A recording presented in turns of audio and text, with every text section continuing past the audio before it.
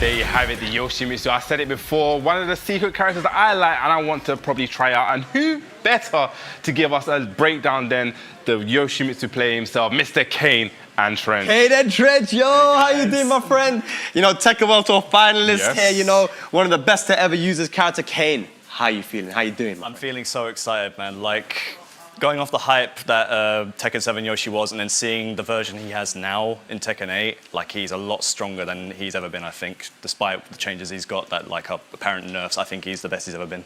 Wow. I'm just going to say, let's get straight into it. Yeah, because I want to know, man. I want to see this because it's the best he's ever been. That's quite a statement, Kane. Yeah. Like, so can you explain to us a little bit? Let's jump into it right now. Let's not mess around. Let's not wait any longer. And just tell me, what are some of the things that you notice in this character compared to Tekken 7 that makes him, like, strong? So, the main thing to know about him in this game is to do with his no sword stance, because it's very tied to his heat mode. Okay. So the no sword stance will be the main stance you use in this game, because what they've done to it now, they've made it so that any moves he does in it that draw the sword back out will enhance them, and heat mode essentially gets to use that when the sword is already out. So to demonstrate, I will do one of his most basic 10-frame punishers. Yep. So. Which will be back 1+2 to put the sword away. So 1-1, you see there. So normally 1-1 does this, but if he puts the sword away, it has this knockdown, does more damage, and the energy you see going into Yoshimitsu, that's him healing life back. Wow. So the healing gimmick with Yoshi that everybody knows him for. Now, normally he would do something like meditation, like standing meditation or Indian to heal, right?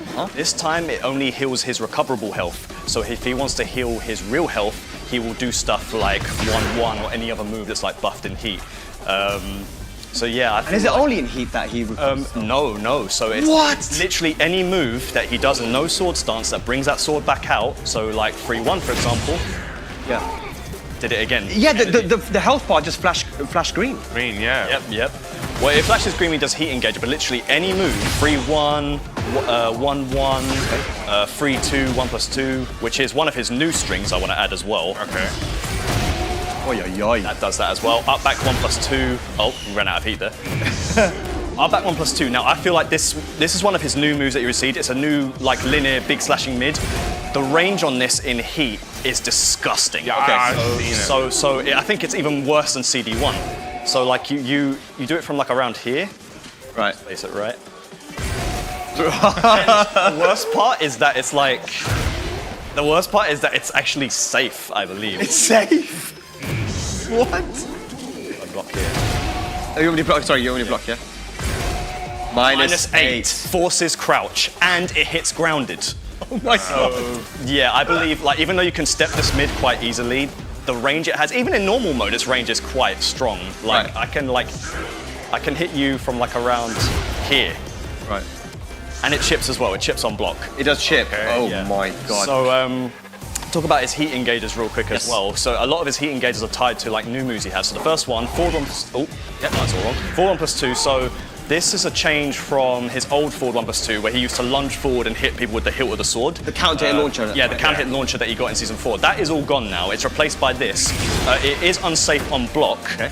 It is -12 on block. But it does track to, if you like step to the left, it does track to that side. You jab and then... Yeah. So it tracks to that side, but it doesn't track to the other direction. So if I jab now... Yep. Okay, yeah, so and which way would you say is his weak side? His weak side is usually the left side. Yeah, so the fact that you step to the side that is strong, it kind of mixes up the little step game a bit, you know, because a lot of people usually step into the left, but now you have to really think about, okay, what's he going to go for? What direction should I step? So how about you talk about his flash a little bit, you know, because I know that's had a little bit of changes, so why don't you just go into the...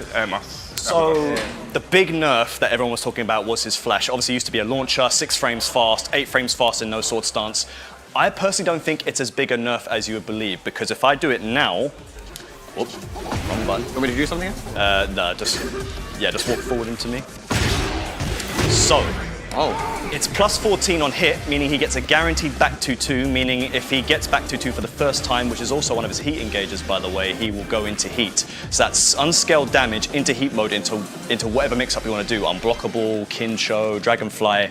So I personally think it's a really strong thing because it adds up as well. So I don't think people should be discouraged from using Flash, even though it doesn't launch anymore, because it still launches in no sword stance anyway, and heals life. So if I demonstrate by putting the sword away, Going down again. I'm Going down. We're just showcasing the different. I'm too used to my old notations, you see. So yeah, you see, still launches in no sword. He will be able to do that in heat.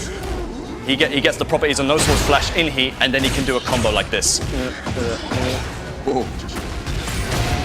at the wall carry. And he healed from that as well. So technically, if he launches with no sword stance flash, that means he can technically get to heal twice. I was about to say that sounded like a double heal there. And Yeah. like he's healing like about 5 points of health or something like that. So it adds up because you're comboing your opponent while healing as well. So you're healing through aggression. That's what they're like trying to get. They're trying to get the aggressive system across Yoshimitsu in the sense that you don't heal by turtling with meditation or anything like that. You heal by attacking, which is why they're trying to make the no sword stance his main stance now, because they buffed so much about it, so many more transitions as well. Right. Like one of his new moves, Dragonfly, if I bring the sword back out, Dragonfly 2-4, new extension. If you hold back during that, which I just did, he puts the sword away. So they're trying to encourage more no sword stance usage in neutral as well as his combos. Wow. Because the moves are just like super enhanced.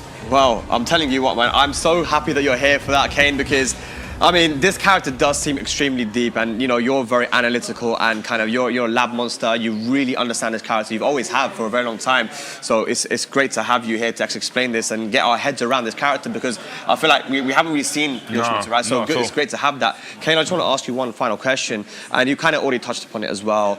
You know, how successful do you think that Yoshimitsu is going to be? Do you think that people will be able to pick up this character and kind of just get good? Or is he more complicated now? Like, what's your overall thoughts there about that? Yoshi as a character is a bit much for beginners to pick up, because I think out of all the characters in this game, he is the character with the largest move list, and he's got a lot of stance transitions and unblockable setups to like keep in the memory. So I feel like if you want to pick up a character, I wouldn't recommend Yoshimitsu, but once you get used to the fundamentals of the game, know how to play basically, then if you're feeling a bit more ambitious, you pick up a character like Yoshimitsu, because he's very like mix-up and stance heavy, but he's a very fun character once you get used to him. I think he's going to be strong in this game.